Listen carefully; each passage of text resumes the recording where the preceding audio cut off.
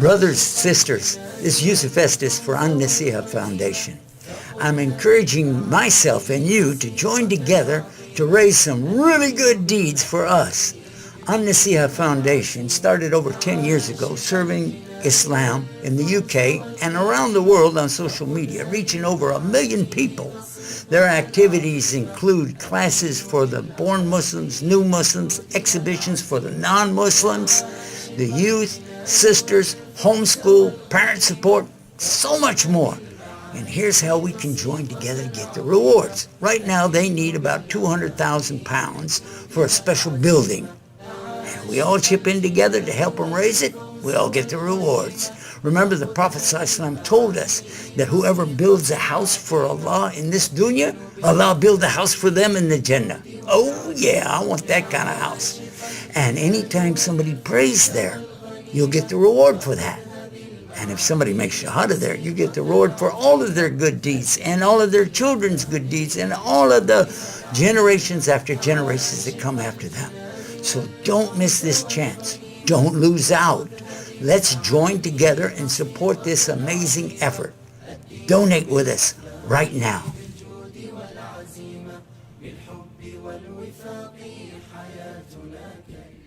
So in the next hour, inshallah, we want to take this journey and trying to talk about the life of this iconic African-American Muslim who, in my opinion, is actually a personal hero of mine. Being African-American, there are a lot of parallels between my life and the life of Malcolm X, rahmatullahi ta'ala alayhi.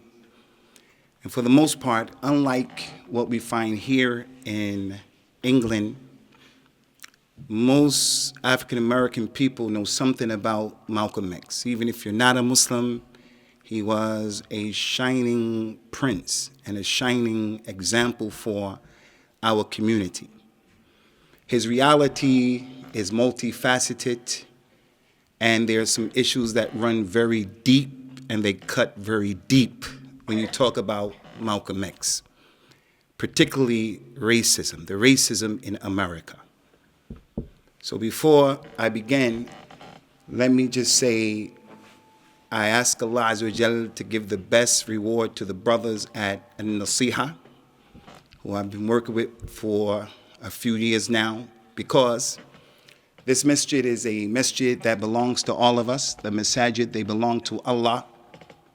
The masjid is just as much this brother and this brother as it is his younger brothers behind him. The masjid belongs to Allah. It doesn't belong to any ethnic group. It doesn't belong to the first people who started it and built it. It doesn't belong to any shura. All masjids are like that. Unfortunately, Muslims don't always understand that. But I want to say, Jazallah, my brother Shafiq and his team at An-Nasiha, for many reasons. As it relates to this talk about Malcolm X, this is a masjid where the people who attend this masjid are predominantly Asian or Pakistanis, as we say in America. If I said Asian and Americans heard me say Asians, they think you're Chinese. We call Asians Chinese people, Philippine people. Not until I came to the UK did I realize Asians are Indians, Afghanis, Bangladeshis. So for us to talk about a personality who is African American, this is something that causes my heart to become tranquil with sakina, because Malcolm X dealt with a lot of racism, and he died, was assassinated 55 years ago today. And not very much has changed in America as it relates to the rights African Americans don't have. So I have a problem with the hypocrisy of America and the West. Malcolm X used to say some words, jewels, that he would give to people. I still live by some of those jewels after reading his autobiography. For an example, if I go into a restaurant in a public place, I never sit with my back to the door because I want to be ready for any danger that may come into the place. That was something Malcolm X lived by, and that's something to this day. After reading his book, I promise that, or I practice it. Not because Prophet Muhammad said it, sallallahu alaihi wasallam, but it's advice that makes sense. So as I was saying, you all have your smartphones and your mobile phones, and you are acutely aware of how, as an African American, if I'm driving down the street and I don't have my license, or the window is broken or is tinted too much, or the license plate of a car is hanging off, or there's some kind of infraction that I committed, like I didn't stop long enough at the red light. If a police officer saw me doing that, I could lose my life just because I'm black. My wife can lose her life just because she's African American. My child can be in the back seat, as it has happened, and the police stop me, and I tell the police from the passenger seat, I have a concealed weapon, a gun, because legally I can carry it. I want you to know I have one. And the policeman would take out his gun and blast me and fool me in my body with bullets in front of my wife and my child. And then America comes and then it tells people about democracy. I think it's hypocritical. One of the things Malcolm X used to say was, you have to be careful about the media, because the media will have the oppressed looking like he is the oppressor, and the one who is the oppressor looking as if he is the one who is oppressed. And as Muslims, we should be able to appreciate that with what happened just yesterday in Germany. Whenever a far-right racist commits a crime against Muslims, like in New Zealand or whatever the case is, it's always racism. It's always the person is Majnun. It's always the person is a lone wolf. But when a Muslim commits such a crime, and I don't condone or endorse that madness of being extreme, and we don't want you young brothers to be like that. You hurt our religion. You put our religion back when you do that. And this is why we are opposed to these extreme groups. When a Muslim does that, they will identify him as being a Pakistani Muslim doing Islamic terrorism. So your ethnic group gets condemned by the media. Your religion comes up under attack by the media. And this is a problem. So although Malcolm X was assassinated 55 years ago, not very much has changed in America, wallahi. Not very much. But the fact that he transformed his life, this is what we're here to talk about. But I don't want anybody to go to sleep on the points that we're trying to make to you. So that's the first thing. I want to thank my brother Shafiq for the opportunity.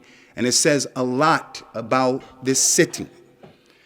The other issue is, and this is really important, Ikhwani, is that these young brothers who are here, especially you youngsters, Malcolm X is a person that I want you to go back and to learn about this man. If I gave this lecture in America, it would resonate differently than it does here. Because everybody that will listen to my lecture about Malcolm X, African American, they're going to find a special place in their heart for this man. Because he came on the scene at a time when they were telling my people we had no rights. And Christianity was a problem for my people, put us to sleep. Whereas the religion of Islam gave my people life. So as I stand here, and I talk to you people right now, I stand on the shoulders of Malcolm X.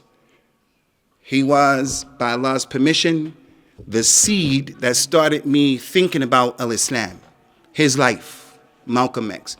But there are a few things I have to mention before we begin this talk. And these 2 points are critical because as a person who is from Ahlul Hadith, inshallah, a person who is Salafi. Salafi meaning what? A person who wants to take the Qur'an and the Sunnah and understand it the way the companions understood it. May Allah be pleased with them. Salafiyya is not a group of people, a club. It's you taking that Qur'an and the Sunnah of the Prophet sallallahu alaihi wasallam and practicing this religion the way Abu Bakr, Umar, Uthman, Ali, and the rest of those companions practiced the religion. And for the reverts here, Listen to me very carefully. We come into the religion and we meet people from Isham, we meet people from Pakistan, we meet people from Egypt, all over the Muslim world. And they will have us believing, if you do this, it's from the religion. If you do that, it's from the religion. If you do this, from the religion. I have no background, so I'm a new Muslim, so I have to have husn al-dhan, good opinion. And I think that's the religion. No. If you want to know what the religion is, when people tell you, do this and do that and do this, say, okay, I'll do it. But just show me, where did Abu Bakr and Umar and Uthman and Ali, how did they understand this ayat that you're using? This celebration that you're doing on the 10th of Muharram, how and when and where did they do that? If you can't show me that, then I don't want any piece of that. You remember that as a revert Muslim. You remember that. So you young brothers, I want you guys, inshallah, to go back and to try to educate yourselves and to learn about this man. But although I have a massive amount of love and respect for Malcolm X, I have to make these 2 points. The first point, Malcolm X is a hero of mine, but he is not the top hero in my religion. As Muslims, our heroes are the prophets and the messengers, salawatullahi wa salamu alayhim ajma'een. Not Malcolm X, not Mo Salah, not Muhammad Ali, not anybody you can think of. They may be doing good. Imran Khan, whoever it is, may be doing good. But at the top of the list, the hero for the Muslim is the prophets and the messengers. And that's because they, salawatullahi wa salamu alayhim ajma'een, they were ma'asumun. They didn't make mistakes. They were divinely sent by Allah. You guys pay attention to this. Allah has commanded us throughout the Qur'an, فَاصْبِرْ كَمَا صَبَرَ أُولُو الْعَزْمِ مِنَ الرُّسُلِ. Be patient the way the major messengers were patient. Noah, Nuh, Ibrahim, Musa, Isa, Muhammad, salawatullahi wa salamu alayhim ajma'een. So in this Qur'an right here, the qasas and the stories of those prophets and the messengers, and it is an ibrah for us. Malcolm X does not go over them. Mo Salah does not go over them. Even if Mo Salah or someone like him, I'm not hating, I'm not against him, I'm just putting the issue in context. If Jay-Z walked through that door, I would like to know who he is. I'm interested in sitting down with him and chopping it up with him. But I'm not falling over to meet him because he's a celebrity. Mo Salah can't come to my masjid in Liverpool because if he came to the masjid to pray, along with my other brother, Sadio Mani, comes to the masjid in order to pray Jummah, people are going to get up and say, take a selfie, take a selfie, I want a selfie. No, we see Allah as being the one who we're worshiping. Allah's Akbar, Allah's A'zam. Allah is the Ilah, Allah.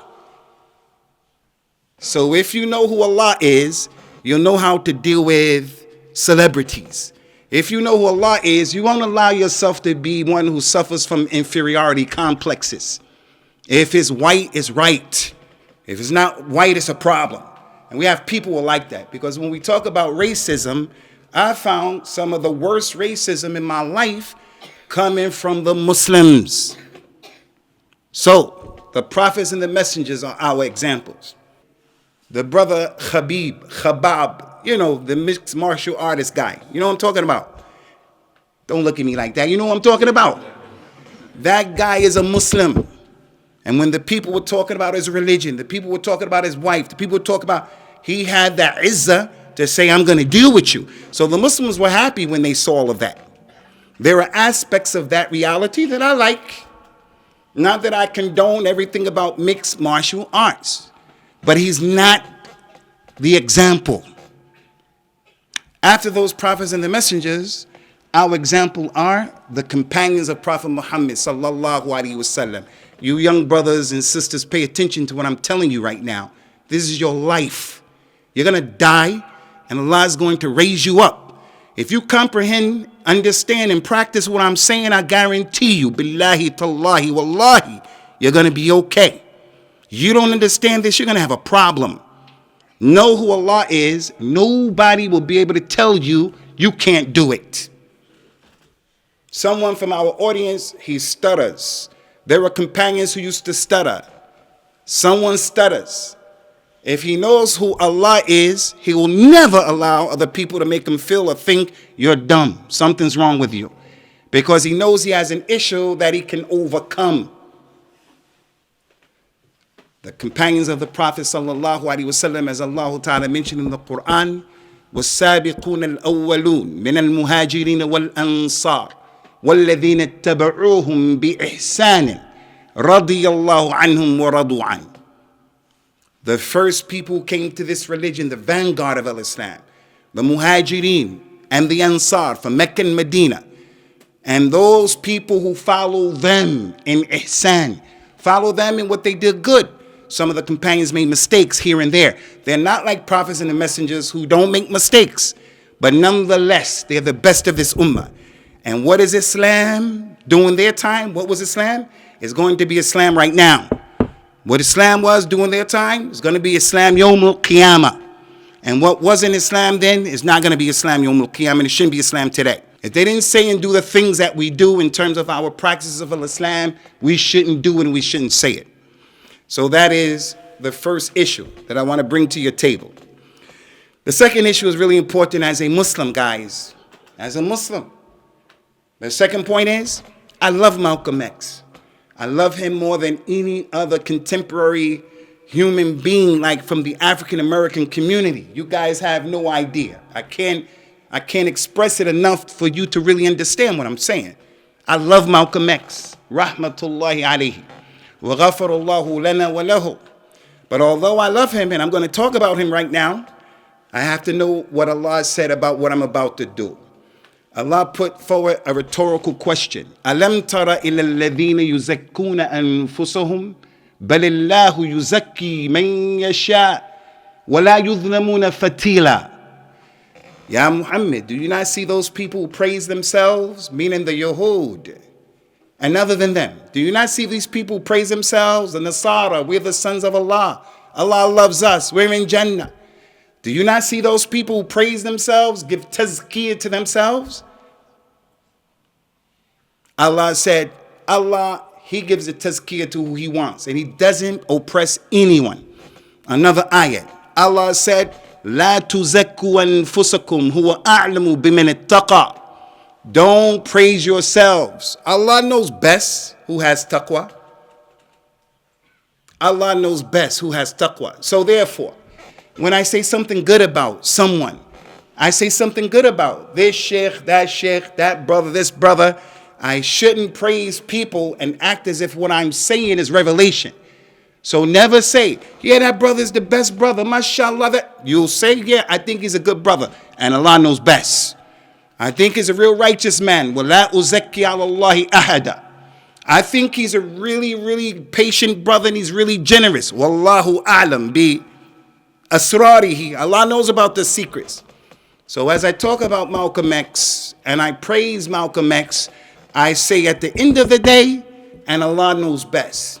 And this is one of the lessons you get from the life of Malcolm X. Because Malcolm X went overboard in his love. He went overboard and he had ghulu. He was extreme in his love for a man by the name of Elijah Muhammad. And as a result of being blinded by his love, there were a lot of problems that he ultimately lost his life as a result of that. And many of African American people were following that stuff. They went astray. They went astray. And in our religion, we have that. Not in our religion, but with our community. We go overboard with people. We should respect elders. We respect the hafiz of the Qur'an. We respect the sheikh, but not overboard. There are some people who come from Pakistan, where you come from in India. There is a group, I'll mention it because we're going to talk openly and honestly here, respecting everybody, called Al-Jama'atu Al-Islami. One of the famous leaders is a man by the name of Sayyid Qutb from Egypt. Some people love him so much that whenever they say his name, they say Ash-Shaheed.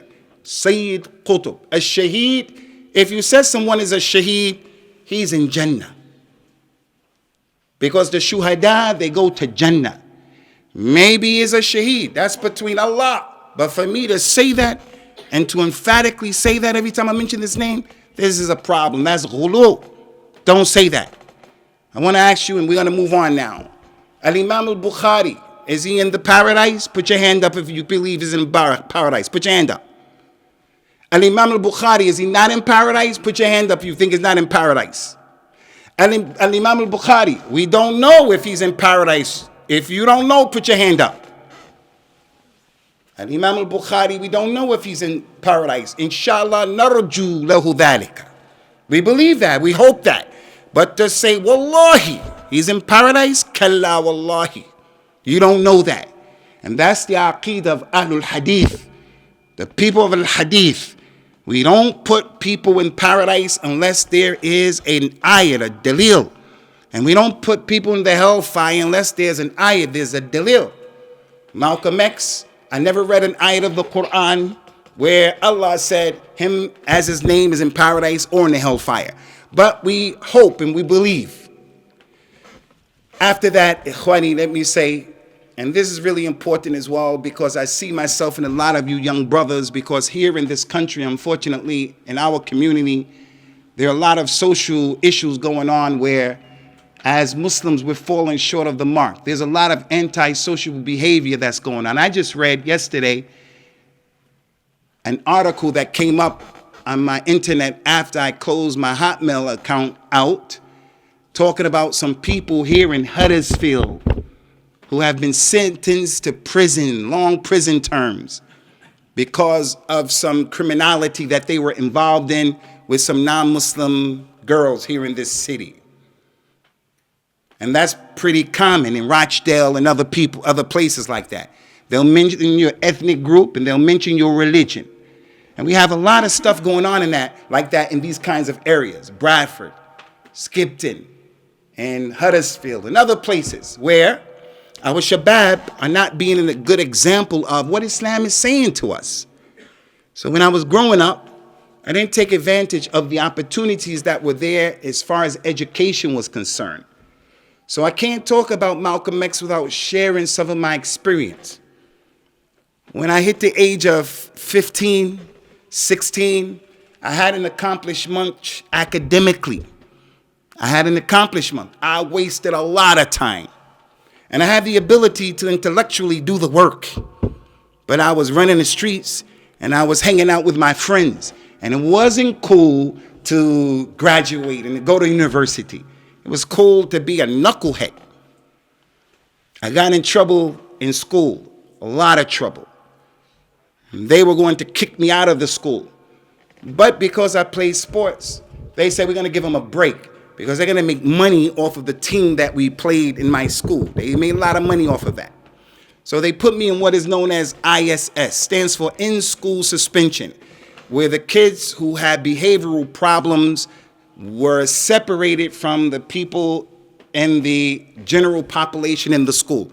We would stay in a big room, about 2 times this size, and we'd be 20, 30 all day, from 8 o'clock to 3 o'clock. We couldn't move. We all had to stay here in that class, in school suspension. The counselor and the lady who was responsible for that, and she went to the local church that we went to. She called me up and said, come here. I want you to go to the public library that was across the street, but pretty far distance away. I want you to go to the public library, and I want you to get a book. Up until that point, I had never read a book in my life. 16 years old, and I never read a book in my life. Some Muslims never read the Qur'an in their life, 16 years old. I wasn't a Muslim. But you should be exposed to literature. It's our language. You have to matriculate academically. 16 years old, 15, never read a book. She said, I want you to go and get the book, the autobiography of Malcolm X. I never heard of Malcolm X. I said, okay. She said, now listen, if you go out and get in trouble, I can lose my job. So be serious. I said, okay. I went, made it to the library, asked them, where are the books, autobiography, Malcolm X? They told me, go to the autobiography section. I went, I found it. Came back. I said, I want to have this book. Check it out. I want to check the book out. I want to have the book. They said, okay, do you have a library card? I said, no. She said, well, take these papers home, have your parents fill it out, bring it back, you get a library card, and we'll explain how you can take books out. I said, okay. I went back upstairs, took the book, opened the window, and threw it out of the window. I went out of the library, went around, got the book, and I went and I left. You guys are laughing? Later on, I gave the library a copy. Later on, when I became a Muslim, and I told them this story because I gave a lecture in that library. So I brought the book back. Yes, effectively, I took the book. I went to the ISS, in-school suspension. I started reading the autobiography. It blew me away. All of these years, I never knew that reading words like that can have an impact upon me. I don't have to watch TV. I don't have to be addicted to social media. I don't have to be the one who, with my smartphone, these people really have my mind trained on what they want me to do and think. I was reading a book and it was amazing. From one cover to the next cover, I read that book and it changed my life. Changed my life because I read a book. Changed my life because the book resonated with me. Changed my life because I can relate to Malcolm X's life. One of the issues that happened with Malcolm X is an issue that happened with a lot of you people here. And that is, Malcolm X was very intelligent. He was gifted, but he was born at a time and in a place where he was a second-class citizen, third-class citizen. There was a ceiling on his ability to advance, like many of us. His teacher told him one time, look, you can't do anything, you can't be anything. What you need to do is just be a carpenter. He said, but I want to be an architect or a lawyer. They said, no, you can't be a lawyer. I had teachers like that. I had teachers who told me I was dumb. I had teachers who told me I would amount to nothing. You have children who some of these teachers tell them the same thing. And that's why I say as a father, you have to be that guy who, you can't let your wife be the one who's always taking that kid to school and bringing the kid home. You can't be the one who you just send your kids to school and they come home by. You have to be, we have to be a part of the life of our children. Let these people know. That's my boy. That's my daughter. And they have my name. And we have to be a part of that whole process of their education. So really, I saw the movie Malcolm X. How many of you people saw the movie Malcolm X? The movie, believe what I say, it didn't do justice to his life. The movie is Hollywood. And it was entertaining. The guy who played Malcolm X is a good actor. The lady who played his wife, a good actress, no doubt. The storyline was true in many ways. They glorify street life and things like that. It's nothing like the book. Nothing like the book, because it's more meticulous and it's more detailed. So I saw that movie, but it didn't do justice to the man's life. Not at all. Malcolm X, rahmatullahi ta'ala alayhi, ikhwani, as I mentioned. In America, it was hard because of slavery. To this very day, African-American people, black people in America, to this very day, we still suffer from the impact and the effects of our forefathers being put in chains and then brought from Africa all the way to America, where many of us were Muslims. One of the brothers was mentioning about a masjid, a Gambian masjid. Many of us could have come from Gambia, those Western African countries, and our religion was Islam. So when they were in the boat and they made it across the Atlantic Ocean, many of them died. They would just throw them over to the sharks. The people who were on the boat, driving the boat, will do with our women what they wanted to do. And you have to be months tied up like sardines with people. And then when they arrive, you're my brother, this is our cousin, this is our uncle. They send him way over here, send him way over here, send you over there. We are still suffering from that.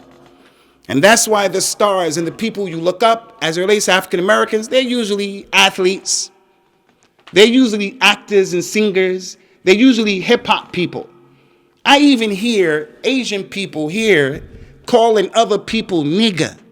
Yo, what's up, my nigga? Because hip hop has made that okay.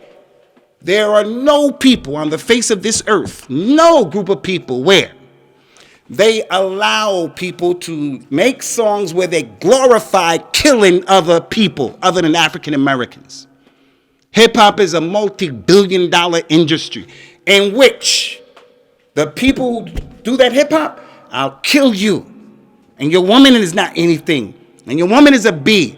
They don't do that to Pakistani people. They definitely don't do that to white people. They don't do that to Mexicans. It's just African American people. And that's a result of slavery. But do I rely on that clutch and that's my excuse, the white man? No. Because Al-Islam came. And this is one of the things that made Malcolm X so dangerous. That when Malcolm X was with a group of extreme racists who did reverse psychology, they're called the Nation of Islam. They used to say and claim that they were Muslims. They came into the African American community and they started to wear nice clothes. They started to do for themselves, open businesses for themselves. But their ideology about Al-Islam was insane. The things that they said, I'm not going to get into that. It was insane. But they effectively helped to clean up the lives of many people. Malcolm X was one of those people. He was in the streets. He was hustling. He got caught. He went to prison. In prison, he was introduced to this dawah that they said was Islam, but it wasn't. And this brings me to a really important point that I have to share with you as it relates to the life of Malcolm X. Prophet Muhammad sallallahu alaihi wasallam, he was making jihad, the jihad of Islam, not the fasad of Daesh, Boko Haram, Shabab. That's fasad. Don't be that kid who does some craziness. You go to Syria, you do some craziness on the London Bridge. People are catching you out because you on these sites of extremists. You revert people. Beware and be careful of the cesspool known as social media. You will jam your program up. As it relates to this issue, Malcolm X, rahmatullahi ta'ala alayhi, these people, they were saying that Allah Azza wa Jal, he does this and he does that. The leader, Elijah Muhammad, they said he was the messenger of Allah. Malcolm X believed that. Listen to this. Prophet Muhammad sallallahu alaihi wasallam was making jihad. When he was making jihad, there was a man who was really doing the business and he was really handling the non-Muslims. He was a soldier, a warrior. He was really getting busy.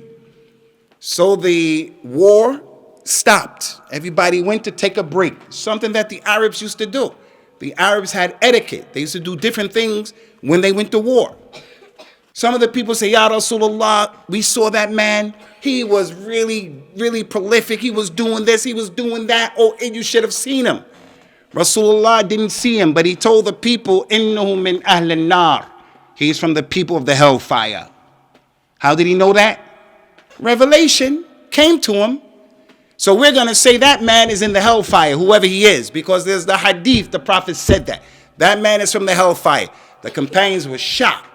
But he's doing this good deed. He's doing this action, jihad, and he was killing these people.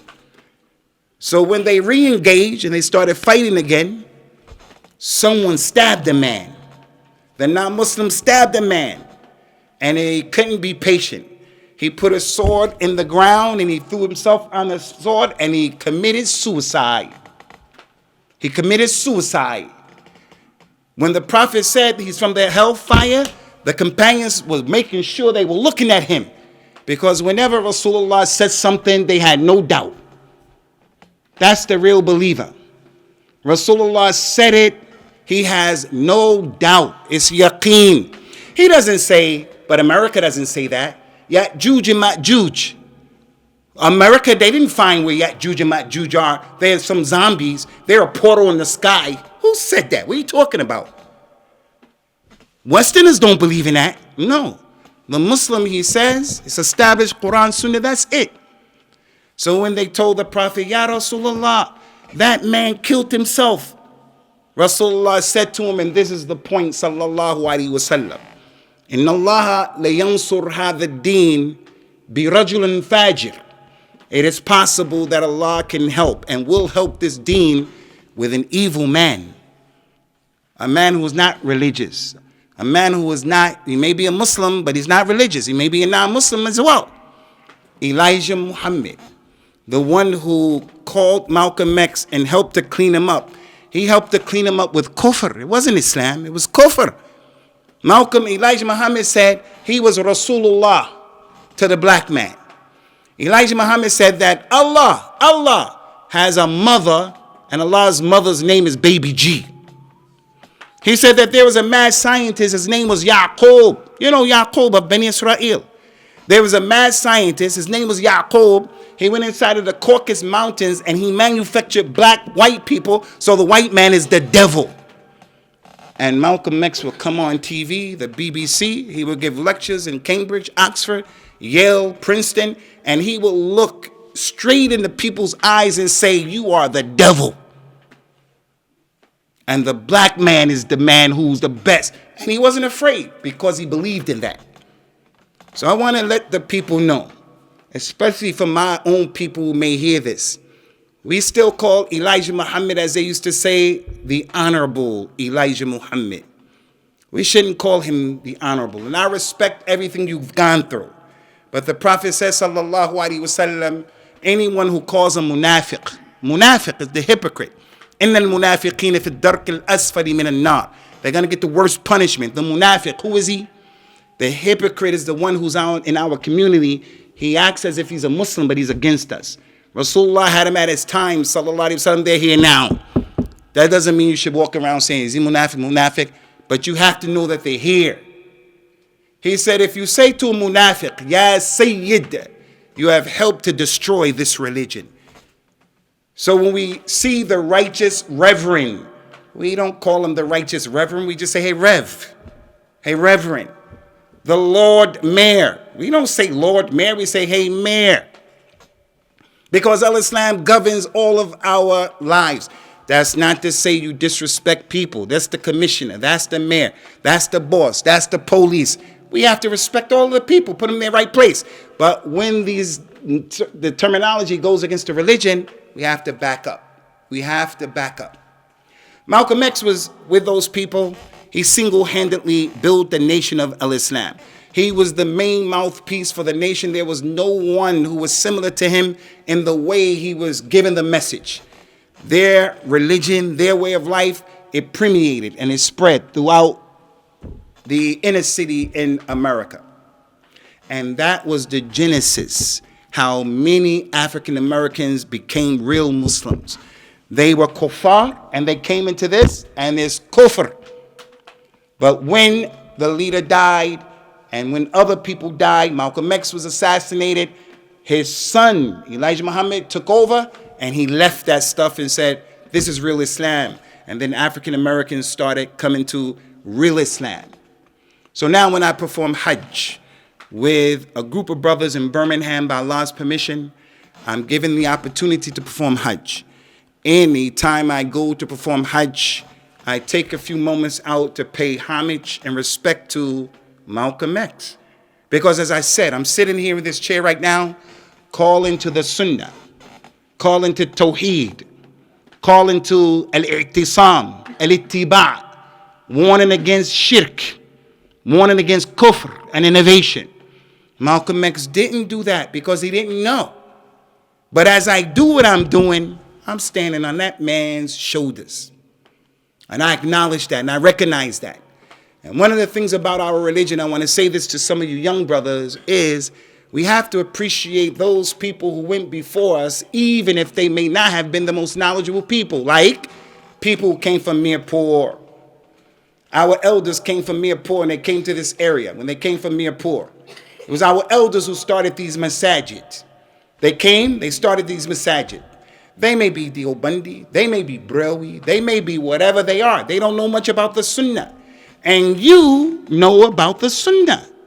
You were clear about, hey, we don't make taqleed al-a'ma when the imam made a mistake. The Sunnah, Tawheed, you're like that. That doesn't give you a ticket, and that doesn't give you a right to be nasty and disrespectful to the elders of the community. That is not our religion. And when we act like that, we're doing something that these extreme people do. ISIS. They shoot themselves in the foot and make people hate Islam. And they think that Islam is terrorism. So when you misbehave like that and you're rough and tough and you don't acknowledge what the elders did, which is from the religion, you make them say, these people have no respect.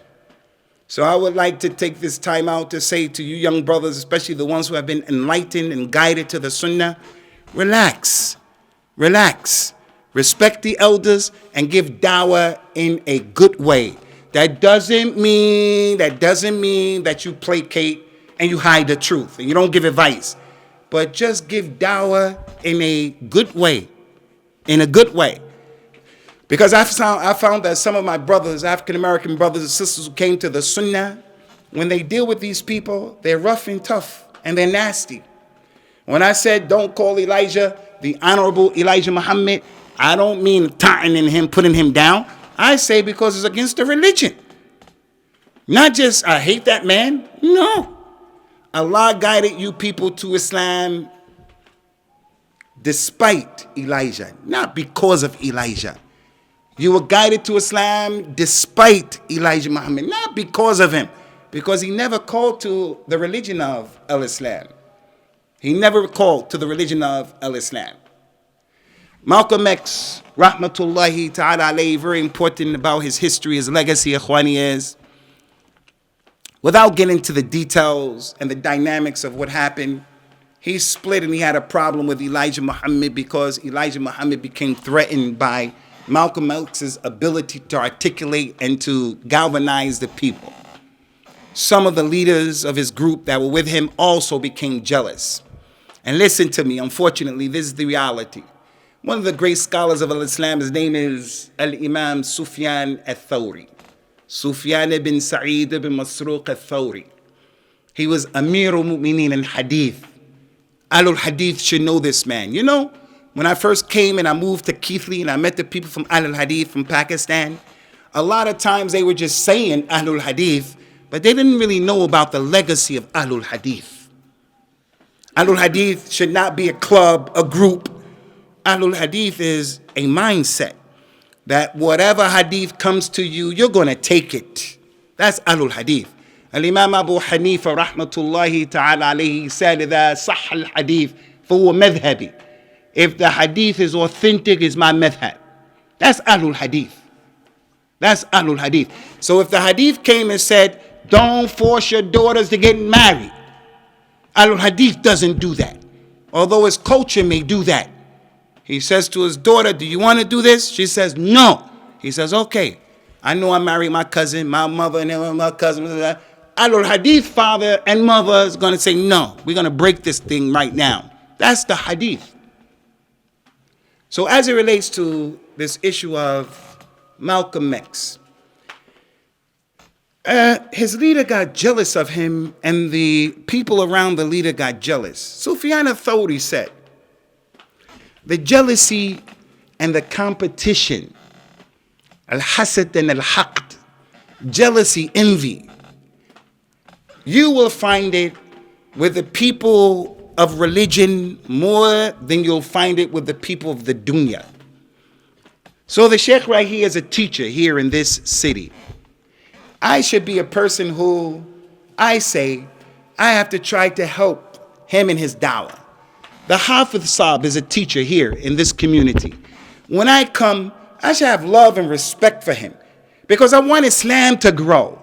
I shouldn't say, well, more people come to my class and my lecture than comes to his. He gets more people than me. You shouldn't do that. But that's what we have. That's what we have. So if you're giving dawah, do your best to be a person who makes your dawah for Allah first and foremost, and respect the people around you and cooperate with the people around you. And there's a big problem that has happened to our dawah recently, where we're divided amongst ourselves over personal issues. Malcolm X left that stuff. And when he left that stuff, he said, I'm going to go to Mecca. Many people don't know how Malcolm X went to Mecca. He had a sister by the name of Ella who had money, and she was an intelligent African-American woman. She was into real estate and business, and she had power in the city where Malcolm X came from in Boston. You don't hear that much about her life. I don't know why, but she was a heavyweight. She funded her brother to go to Mecca. Malcolm X went to Mecca. Malcolm X used to hate white people. He used to despise them. He really believed white people were the devil. He went to Mecca, and he started seeing people like you people, different colors and different shades of human beings. He said in his autobiography that he saw some ayat from the ayat of Allah. He had an epiphany, like at Mina. How many of you have gone to Mecca before? Put your hands up if you've been to Mina. Okay. How many of you never been to Mina, to Mecca? Put your hands up. Wow. May Allah help you guys to go to Mina. Masakin. Allah open up the way for them to go to Mina, go to Mecca. How many of you have been to Arafat? How many of you have been to Arafat? Put your hands up. Put your hands down. How many of you have not been to Arafat? No, all of you have been to Arafat. We talk about that later. Everybody here has been to Arafat. Everybody. But you didn't go to Arafat in this dunya that you're living now. Malcolm X was in Mecca. He said he started eating out of the same bowl with people who were from Yugoslavia, from Romania, from Albania. They had blue eyes and white skin, just like white people in America. And he said when we was eating out of the same bowl, that's something we don't do in America. I remember when I became a Muslim, I went to Saudi Arabia. The Arabs in Saudi Arabia, they like to hold your hand. He said, don't hold my hand. I ain't into that. Don't hold my hand. But that's the culture of the Arabs. They hold hands. They are an affectionate people. Since I came back to this area, many of you gave me love. We hugged. That's our religion. In Al-Islam, we shake hands and we hug. Because we don't have that problem with showing affection. Crying. You know how in America, the father says, don't cry, be a man. What are you talking about? Rasulullah used to cry, sallallahu alaihi wasallam. Abu Bakr used to cry, radiyallahu anhu. Umar ibn al-Khattab used to cry, and they were men. And in their vein, Malcolm X was a man too. That man was a man, courageous. Malcolm X, he ate, he drank from the same glass. He said he went to sleep. They turned the lights out way back then, 1964, 1963. Some of you not even born. When they turned the lights off in the tent, he said he started hearing people snoring because they went to sleep. He said, it dawned on me at that moment when I heard the people snoring, I couldn't tell what color they were. Because in America, everything is your color. Everything. In the West, everything is color. Racism. White people better than everybody else. And unfortunately, this has affected many of us. In Pakistan, unfortunately, this whole industry of bleaching your skin, like in Jamaica, in Africa, bleaching your skin to become lighter than yourself. It's a problem. Inferiority complex. It's a problem. Malcolm X stood against this. Listen, guys, and listen to me very carefully. I experienced a lot of racism in America, wallahi. But I experienced a lot more here in the UK with the Muslims. I'm sad to say. There's a hadith that I put it in context. Prophet Muhammad says, sallallahu alayhi wa sallam, ثلاثة من أمور الجاهلية لن للأبد لن تتركها أمتي التعن في الآباء والفخر بالأنساب والنياحة على الميت. There are three things from the times of Jahiliyyah, the kuffar, Abu Lahab, Abu Jahl, Umayyah ibn Khalaf, the kuffar of the Arabs, who when the Prophet came to them, they said, you're a liar, and tried to kill him, made him leave Mecca. Criminals. Three things are from the times of what they were in Jahiliyyah. He said, they're in my ummah will never leave it. Number one, bragging about where you come from, who your father is, what side of the dam you come from, what is the occupation of your family and your tribe. Number two, talking bad about other people. Number three, when someone dies, women will wail and scream. If there's a dead person, we wail and scream. Alul hadith, alul hadith. In our masjids, we shouldn't have the ta'ziyah the way we do the ta'ziyah. You know, the people come and sit around for 3 days, 4 days, and we mourn the dead. We should mourn the dead the way the Sunnah told us how to mourn the dead. Not making things difficult on the family and not doing some of this stuff that we do. But anyway, those three things are in our community. When I first moved to Birmingham, there was a big masjid, and I was 2 doors from that masjid. I went in the masjid, and when I sat down to take my shoes off, they were all looking at me. They didn't make me welcome. Asian brothers, I don't blame you, and I don't blame everybody from that masjid, but as an African-American revert who's sensitive to racism, I don't expect it from my brothers. When I was in that masjid, they just kept looking at me, treating me as if they were saying I'm going to steal the shoes or something. I just came to the masjid to pray, and they did not welcome me in that masjid. And that's how many of the cultural masjids are. So if I'm not Deobandi, I don't get love. If I'm not Brewi, I'm out of place. If he's not Salafi, he can't come here and feel welcome. No. The masajid are for Allah, and the Muslims are brothers. So I speak to you directly. Maybe you thought I was going to come here and we were going to have like a stroll in the park, which is pretty cool, but I want to make a point here. Kill that racism.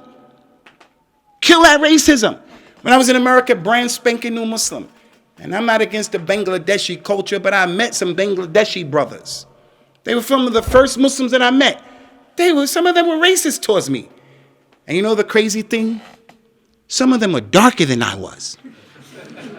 Wallahi, I couldn't believe it. Shayna Ajib, Gharib. They were darker than me. But it's a mentality. I'm African American and I'm less. I'm an African and I'm less. But then when you go to the Khalij, to the Gulf states, you see how they treat you. And you don't like that. And this doesn't make any sense. I was in Liverpool, and I was walking with my wife, who was about 50 meters in front of me, and I was protesting. I was dragging my feet because she was window shopping. You young brothers know what window shopping is? It's like a disease women have. You'll learn about it soon. So I was dragging my feet, and my wife, my queen, was 50 meters ahead of me. Some white guys were drinking at a pub called the Irish Pub, and they said to my wife in her jilbab, niqab, gloves, take your ASS back to Iran where you come from. And he turned red, and his veins in his neck got big, and he was mad. And I looked at him, and I don't like bullies, because the bully is the person who is weak and inferior. So he has issues with his own self, so he wants to superimpose his issues on other people. Don't let anybody bully you, and don't be a bully. A bully is a scared person. Can't stand the bully. And I went towards them because I'm not a gangster, and I'm not bragging, but I'm cut from the cloth of Malcolm X, meaning where we come from and the way we grew up, this thing about racism is a problem. It's a problem. When I went and I started talking to them, they knew it was a problem, the way I'm talking. But I had to use it as a teaching moment, because I didn't want the local newspaper, the Echo, or whatever, to come, the Imam of Masjid al-Rahma, cracks the head of it. I didn't want that kind of news. That doesn't work. That's not our religion. I have to be like the Nabi sallallahu alaihi wasallam. Not the way my culture is. Step on my feet. I'm going to deal with you. Push me. No. I have to be like the Rasul of Islam sallallahu alaihi wasallam. I went to him. They didn't want any trouble. They calmed down. De-escalated the situation. This is the point. Where you guys from? Where you from? They said, look, Ireland, the Irish pub. I was shocked. I said to them, do you know, at the turn of the century, there was a drought in Ireland, caused the Irish people to leave Ireland to come to Liverpool with the Scousers. When they arrived in Liverpool, the local Scousers didn't welcome them. Xenophobic. You're different from us. The Scousers and the Irish were competing for jobs, money, space, housing. So when they came, the Scousers would write on the pub, akramakumullah, on the hotel, on the restaurant. They were right. No blacks, no Irish, no dogs allowed. Is that a good sign, young brothers? Is that a nice sign? Not a nice sign. No blacks, no Irish, no dogs allowed. That's what your grandmother and grandfather had to deal with. How do you now come and turn around and say to the Muslim woman, go back to where you come from? You yourself experienced racism, and now you're a racist because the guy is from Jamaica, because the guy is from Bangladesh, because the guy is from Afghanistan. What are you talking about? You suffered that. How are you like that? It's the sickness of Bani Adam. And that guy who killed our brothers yesterday in Germany, he killed people just because he didn't like foreigners. An irrational fear. In our religion, there is a verse that tells us, Inna akramakum indallahi atqakum. The best people here is the one who has the most taqwa. The best person here is the one who memorized and learned the Qur'an and he taught that Qur'an. The best person here, the Prophet says, sallallahu alaihi wasallam, man qala umruhu wa hasan amaluhu. The one who lived a long time and had good deeds. He fasted 50 years straight, Ramadan. He made 5 Hajj, 10 Umrah. That's the best one here. And that's why when you see older people, you have to respect them. That man has more Hajj, Salat, Som under his belt than you. You're Johnny come lately. So back to the square and back to the point. There's a lot that can be said about Malcolm X. I didn't want to come here and tell you the story about his own life, his whole life. I wanted to come and take some points from his legacy and from who he was. Malcolm X, after doing Hajj, he went back to America and he said, this was kufr. I don't believe in this anymore. I'm a real Muslim. And he started to give dawah to the people, to the haqq. It was a very important lesson. There's an Arabic word called jamud, to be jamid. Jamud is something that doesn't move. It has no flexibility. Like the wall, it doesn't move. You can't be like that in your life. You learned, when you first learned how to pray, you don't do Raf'i Yadayn ever. Someone brings you the hadith, you have to change and get better. Something about Islam, you thought it was that way. You can't be that person who says, I won't change. This is how my mother and my father are. No. That's another thing that the people of Jahiliyyah used to do. They used to say the truth is in what their fathers did, even though their fathers were a problem. Like right now with the coronavirus. You guys do know that the coronavirus started in the city of Wuhan, and in that city, they were eating bats and they were eating snakes. You're aware of that, right? 2002, there was a disease called SARS, S-A-R-S. That came from the same problem, same issue. But the Chinese people keep eating those delicacies because their fathers told them and believed eating bats and snakes and things like this will make you viral. It will make you strong. It's an aphrodisiac. It gives you long life. Although it's killing them. Although they've experienced this problem. So your community, not a group of people, except that they're connected to their forefathers. You have to be. And what is good? This brother right here comes from Somalia. If I said to him, give me your father's name, that brother right there could tell me his father about 20 people down the line. But taking what our fathers gave us when it's not beneficial, it's harmful, it's against the religion, don't be a person who's jamming. Malcolm X wasn't like that. He changed. He came back to America, started giving dawah to the religion, at least making people aware what real Islam was. And that's courage, guys. That's courage. The lady, when she becomes a Muslim, she has to put hijab on, even if she thinks people are going to laugh at her. People will laugh at you if you wear your trousers, your thobe above your ankle. People will laugh at you, leaving your beard. People will laugh at you if you're going to pray. You young brothers, people will laugh at you if you don't smoke cigarettes along with the other kids. They'll laugh at you. Let them laugh. Let the people laugh. The Muslim is the person who sets trends. He's not the one who follows people. He sets trends. Malcolm X, he had that kind of courage. And again, he was following Prophet Muhammad in that, sallallahu alaihi wasallam, who came and gave dawah to things that he knew his people were going to find absurd. They knew these things. He knew that they wouldn't accept those things. To end this talk now, because we went even longer than what we were supposed to go. Actually, we were supposed to stop at 9 o'clock. Concerning Malcolm X, rahmatullahi ta'ala alayhi, this is a very important point, guys. I never want you brothers to become disconnected from where you came from. Parents, you have to make sure your kids are speaking with their mother tongue. Don't let your kid lose his language. When I say that, we're British. We're in Britain. We ain't going nowhere. We ain't second-class citizens.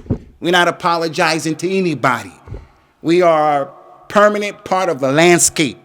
And we're not apologizing to anybody. Anybody.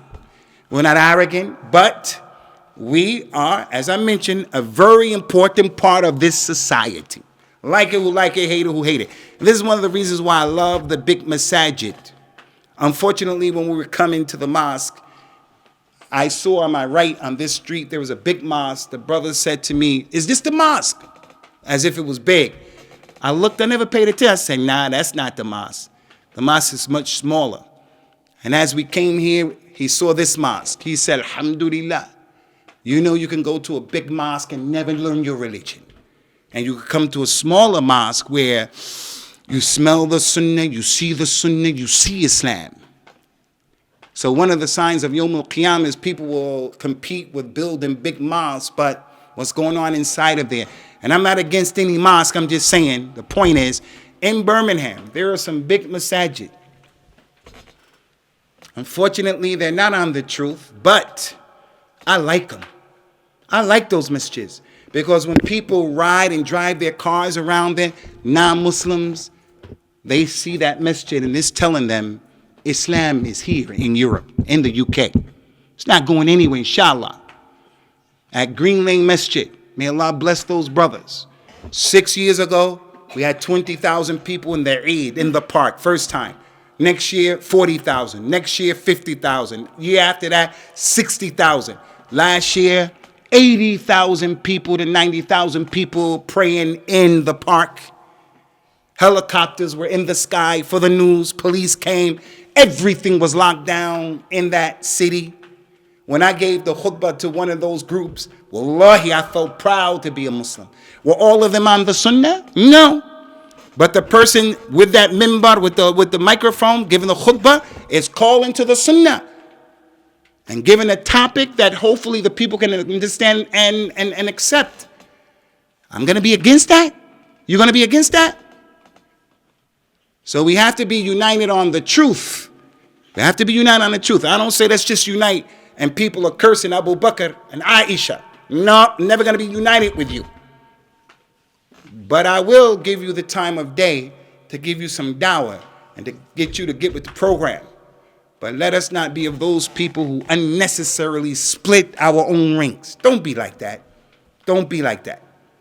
In concluding, with the issue about Malcolm X, rahmatullahi ta'ala alayhi. When Malcolm X made Hajj, he went back overseas and he started visiting African countries. And most of them were Muslim countries. And that's when the United States government said, we can't allow this guy to live.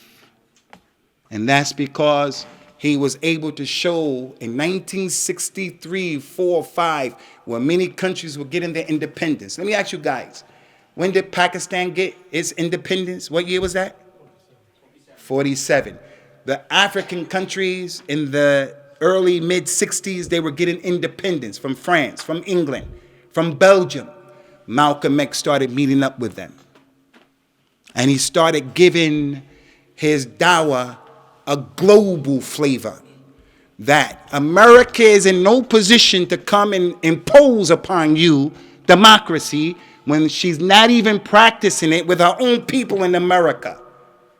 And it caused many of those people to wake up at that time. Unfortunately, as any African would tell you, those people who received the independence, they're not like the people ruling African countries right now.